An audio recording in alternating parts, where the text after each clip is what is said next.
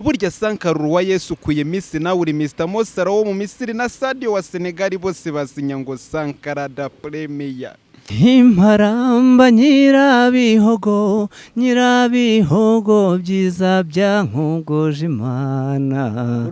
Imparamba yemwe bakobwa bakiri batoya mujye mugendera ku nomero uwo tomboriza. Oya sha barambwiye ngo nsa nk'inka kapo. Ubwo ngaha biraturebe. Isura yose ayisanganiza ikibambasi hinduka amaraso ubukarasira wari umusirimu isabato yose Saturday na Sunday bimusanga muri gereza ari mwasibiye agasembuye. Nimuze duhuze urugwiro igihe dore kirageze twinjiye Kagitumba imbunda ziravuga telefone Kigali bati Rwanda yafashe za ntwari z'u Rwanda twaruse sekayemo.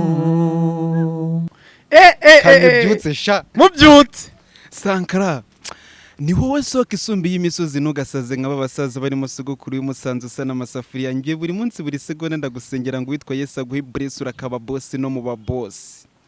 Ni wowe musobanuzi super muri Super Cup tware cup ni wikopesha bagukope nge na mapengu turi gupanga gupangurura.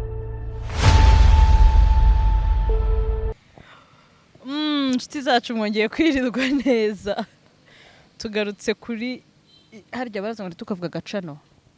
Tugarutse kuri chano yanyu tubasuhuza tunakira umuntu hano mbona ntazi. Yego tazi. Oya ndakuzi. Ya tukwakira Kaposi ikaze kwibaba. Mvaka nikira bivuze. Ikaze. Nagomba ikaze utavuze ikaze kwibaba. Vuga ikaze. Ikaze. Yego murakoze cyane. Hari ibindi mvuga Kaposi kuri uyu munsi ko mbona ufite akanyamuneza bimeze bite? Ni bisanzwe ko mba ndi mu bakiriya nawe urabibona. Yego Kaposi kuri uyu munsi dufitiye ikimo hariya muri Kaposi fast food tuntu dushyashya mbese waza kuduha tukumva tumeze neza. Yego muri Kaposi mfitemo ibintu byinshi cyane muri no minsi uko ndimo ndakora ikitandukanye n'icyo nari mfite Kaposi fast food ariko just mu minsi iri imbere cyangwa se guhera uyu munsi mfitemo Kaposi bakery ariko iratangira gukora neza mu kwezi kwa 8 ubu ngubu nabaye ntangire kutundu duke mfitemo ama cake ari ordinaire nkagiramo kandi na cookies n'imigati hanyuma mu kwezi gutanda teganya gushiramo ibintu byinshi cyane ariko n'ubundi biri muri bakery urumva hazazamo ama cake d'anniversaire ndetse n'ama cake y'ubukwe. Ewana abantu dufite ama anniversaire n'ubukwe tugane Kaposi adukorere. Atarajya kure Kaposi ikiganiro mperutse gukora dia. Abantu bari bazi yuko nagiye hari ntahari. Atarajya kure hari abantu bavuze ngo ariko ngo wow nguriya musore azi kuririmba. Warazibonye izo comment? Yego narazibonye. Ndetse no muri ba bantu baje kubasura bakababura. Wa musore wacu wavuye Huye yaravuze ati ne wa musore ari hehe? Narabahuje barabonanye. Kapo uzi kuririmba wamfura. Abantu batabonye icyo kiganiro. Abantu batabonye icyo kiganiro. Mbere wewe tubaye ikaze Kaposi nabaye ikaze. Dutangire na Patrick nawe abinjiza mu mwandiko. Kapo. Yego. Murakoze cyane. Ni Kaposi nk'ibisanzwe ndirutagwa biziminega udatinya urugamba ruhindanye usangira neza n'abasanze agasezera siga basusurutse usangiye sana nawe urwagasaba. Yego. Iminsi iranze kwimbanye myinshi umutwaro cyongwa inunyakire ibyo ngutekerezaho ni byinshi ariko kandi ni mu gihe muhoza wanjye wandutiye benshi mwiza we uri umuziranenge umwe mu mata bateze neza mbega shenge uraho urakoma. Patrick nayo ibyo mwandika mushyiraho Patrick komeza niba ubizi naho ngarukira.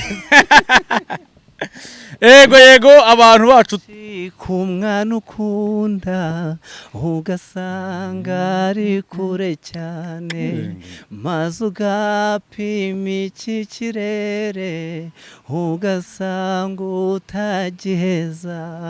muhoza wanjye wandutiye mushyireho Shenge we uri umuziranenge uteze neza mbega shenge uraho urakoma. yego abakunzi b'Ibaba Studio nuko tubakiriye nuko twinjiye mu mwandiko dukomeza. Patrick ngaho tangira ikiganiro, twabakiriye twageze gute, bahere ikaze ryawe ubundi uhereze mikoro Diane akomeze nawe babwire uti dutangirire kuri Diane ubuke twahereye yari yatuje iwacu no ladies first urugo si urwanjye se ladies first je nawe umugabo ni ntago kiganiro kiri burangiro Patrick aragufite ubu nyine mugabo reka mbanze. yego mugabo ugiye kubanza harya hari abantu badukurikira bari bota amasimbi Kaposa barabakiriye. Hari abantu badukurikira bari muri Afrika ntabwo ari bota amasimbi nabo Kaposi arabakiriye. Hari abari mu Rwanda by'umwihariko mu rwatubyaye abo Kaposi arabakiriye. Dia nawe tereka aho bakiresha ko ntazi kuririmba. hari umuntu wakubwiye ngo usa nk'inka. Oya sha barambwiye ngo nsa nk'inka Kapo. ubwo ngaha biratureba.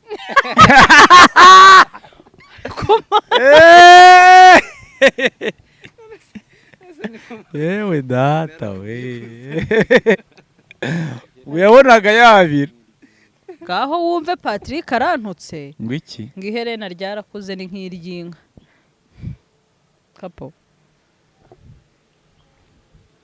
ubwo ntari ryari cyo yashingiye unye nabuze icyo mperaho mvuga. ayo maherena nta nimero iriho we ayo maherena nta nimero iriho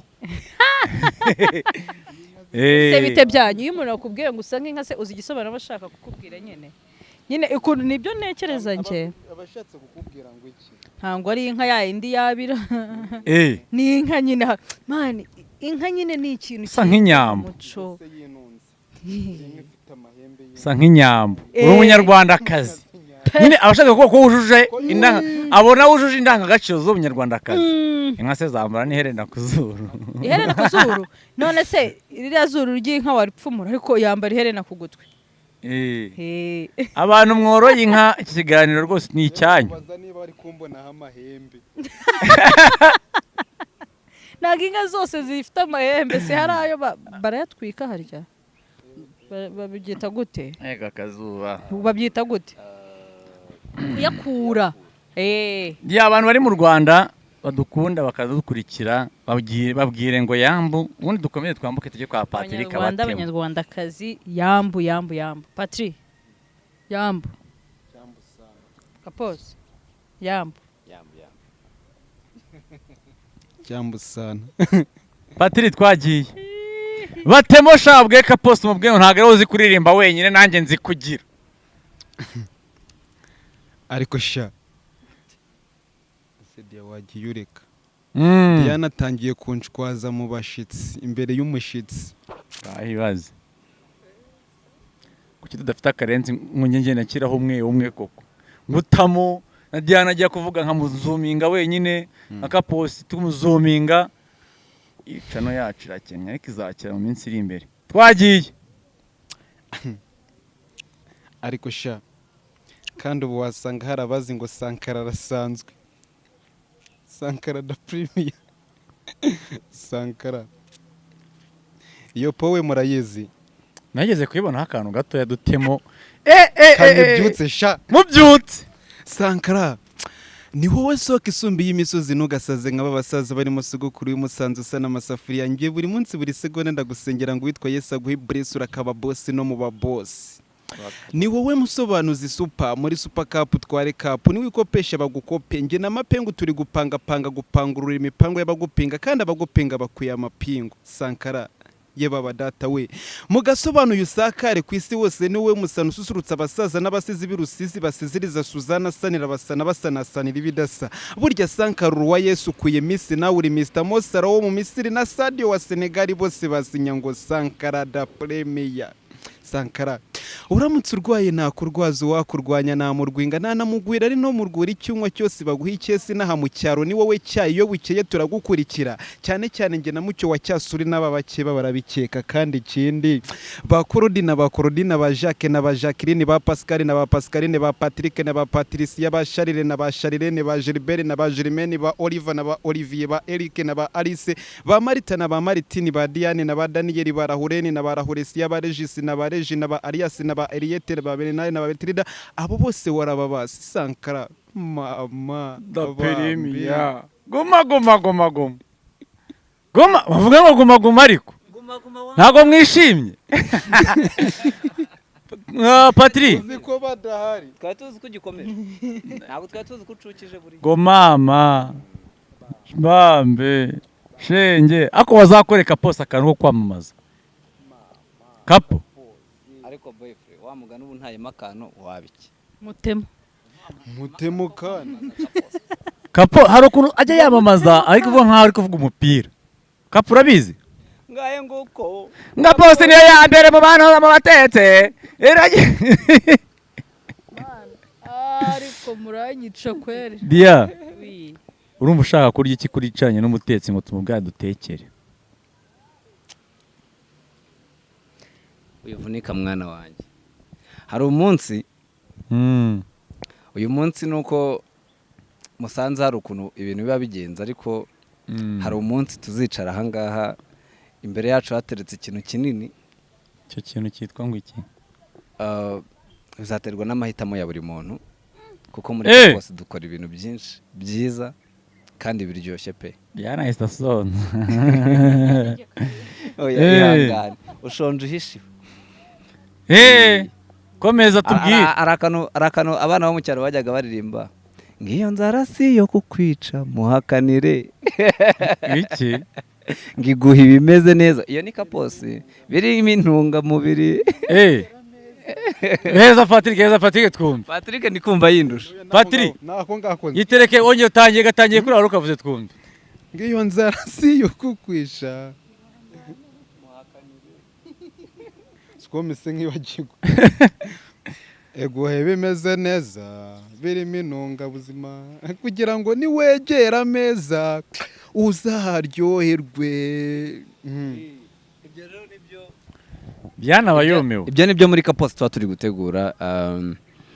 By the way murabizi ko tumaze iminsi mu gikorwa ngarukamwaka cy'igihugu cyacu kwibohora kudeshapo ku bantu bose bageze mu kugira ngo nicare imbere ya kamera ntacyo nikanga, inyuma yanjye nta rusaku rw'amasasu, inyuma yanjye ntavuga ngo baraza kumpiga kubera ko nduyu, inyuma yanjye mbese hashimirwe buri muntu wese wagize uruhare mu kugira ngo uru Rwanda rube rutekanye nk'uko rutekanye. Nta karirimbo k'intwari z'igihugu ngo tubatemo. Reka ndirimbe akangaka gatoya gatangira gutera. Nubwo yabe gatero kamwe cyo nta kibazo tubatemo.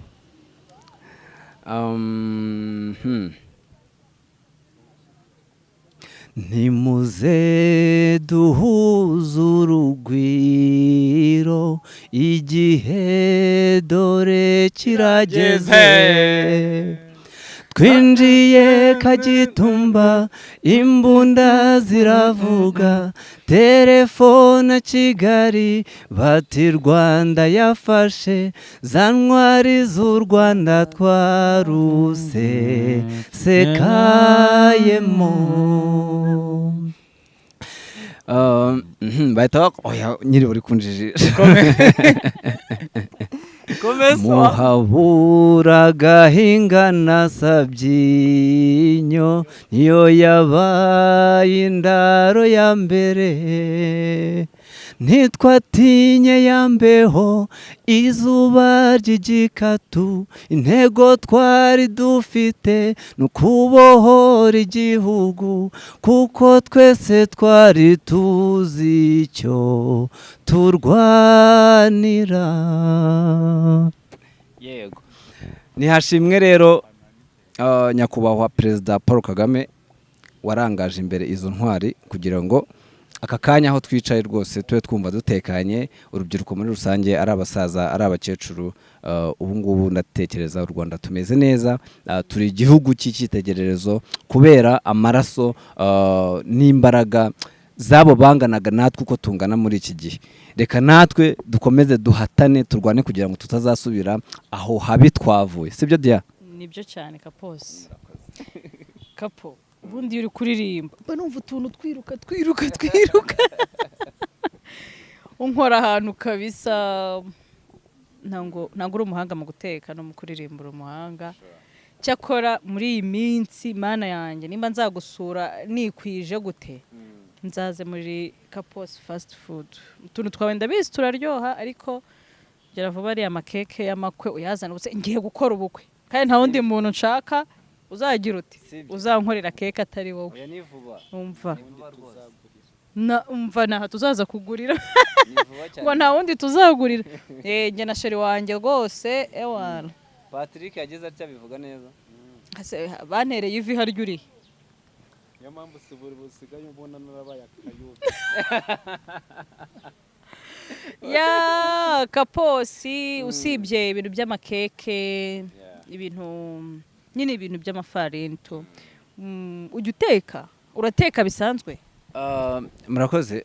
Ubundi muri Kaposi fast food guteka turabikora, ariko muri no minsi igikoni cyanjye nibanze cyane ku bintu by'ifarini, ariko abantu mwese mufite ibirori bigiye bitandukanye n'ubundi urampamagara ukambwira ko ufite ikirori, kandi akarusho kanye ntago mpenda pe. urahenda niba ufite akabrada shower mpamagara, niba ufite akaniversaire mpamagara, ufite ubukwe ni akarusho ewana mba mpari kabisa, ndi full umukuku.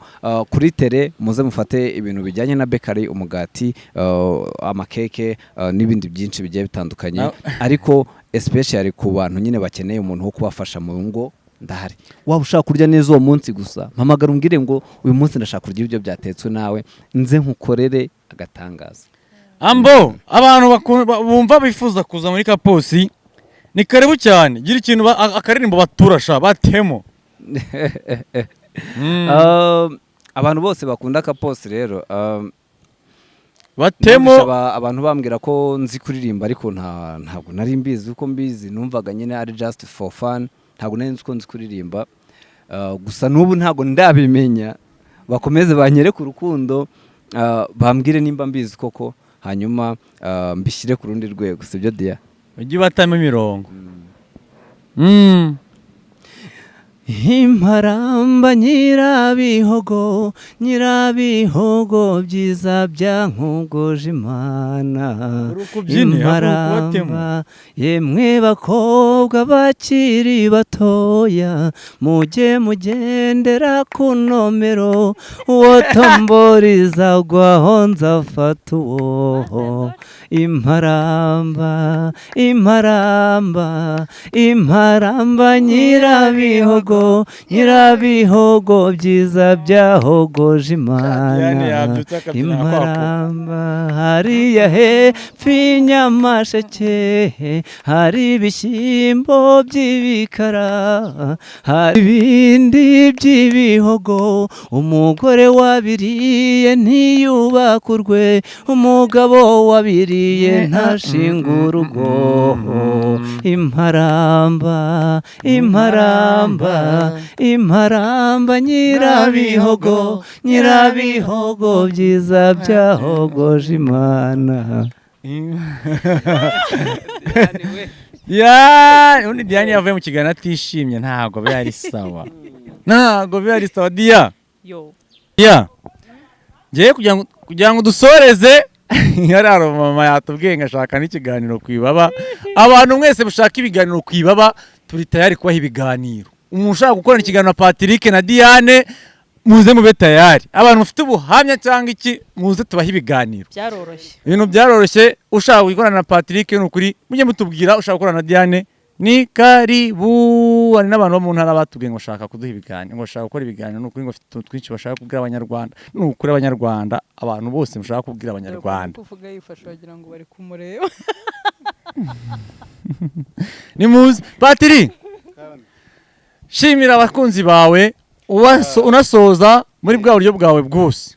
Ejo yari ukwibohora, abantu bakomeze bibohore n'ibiyobyabwenge, sibyo buriya agasembuye karakaraswa kimwe isambu nikanasiza ababe maso hawuze iri ku musozo bayisenye, gasubire hasi kimwe suri na polisi gasubire nge sinagasanga naragasinza hari sinzi nuko nsenga kuko gasanga n'umusinzi.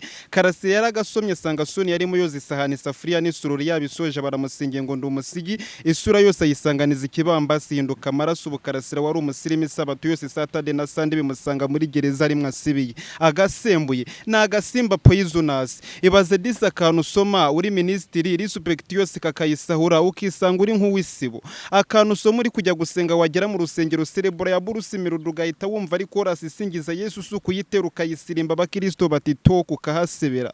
Na agasimba poisonous. Israel mbonye aramutse agasomye yasomana kuri stage bikabikosa muri society y'abasenga na wa musitari wacu Medi yigeze agasoma arasinda polisi ramusangira musingira arahasebera ubu yaragakatiye yakabwiye mbiswa asigaye sohora songe zisingiza Yesu harimo na Holy Spirit murayizi. Na agasimba poisonous erega nikagira isura akandi gakurura imiserero, iyo wagasomye urasinda mu masegonda ugaterera isaru ubusinzi, mu masegonda ugaterera isaru ubusambanyi, mu masegonda sayifirisi na sida bikagusingira, mu masegonda ugahita usamba. Burya na Dorcas nyirisonga isimagarara na Siba yararamutse agasomye yakatamika sa ya Kristofa bikabikosa muri society y'abasenga. Ni muza abasenga n'abasara tugasabire katubise kuko agasembuye na agasimba poisonous. 078 tukibohoreho ni kabi by the way. Abantu tuzagatira comment ubutaha. Andika muri comment shirama akadarapo kantu herereye uvuge ngo ni kabi, wongera akajambo ngo ni kabi mwamfura. namwe yani kabi. Nanjye mba numva abantu bavuga ngo ni kabi ntazi. Patrick baze kantu so muri kujya gusenga cerebro ya Bruce Mandokete mva ari kora zisingiza Yesu we. Yesu ibaze mu rusengero uri kubyina ngo cerebura 0 agasembuye 679 iyo ni ya momo 0729 abashaka gukoresha delivery Kapos 078. Yego bantu banje reka mbahereze address mfite Kapos TV, mwagenda mugakora subscribe mukanshyigikira, ariko n'umuntu ushaka gukoresha commande ya cake guhera muri uku kwezi kwa munani cyangwa se ukeneye n'ibyo nkora aka kanya ushobora kumpamagara kuri 0782 45 ikaba iri no muri momo n'ubundi abashaka kundemera kugira ngo byihute, wenda nimba nataganyaga kuzabikora mu kwa munani nkabikora mu kwa karindwi, reka nyisubiremo ni 0782 45 nababa ndi mwese mwakunze konzi kuririmba ubwo tayari ndinjira muri abashaka kugira ngo bajye bakubona ku Ibaba uri kuririmba cyangwa se kuri Kaposi nta kibazo bazajya bakubona, bazajya abifuza ko tuzatarama. Yego abifuza ko tuzatarama agati kagaturika kandi kakamera mbese ngaye nguko ubu tuba tubinyuze hejuru sibyo. tuba tubashonesheje. Dia shimira abakunzi b'aba studio dutaye. Ndabashimiye kandi Kaposi ndagushimiye kuba wadusuye niko nabyita, kandi ibikorwa byawe ndabikunda cyane. Muri iyi minsi giyewe nzakugenderera nabikubwiye, kandi nshaka kuzereka abakunzi bacu twagiye gushopinga kwa Kaposi, sibyo?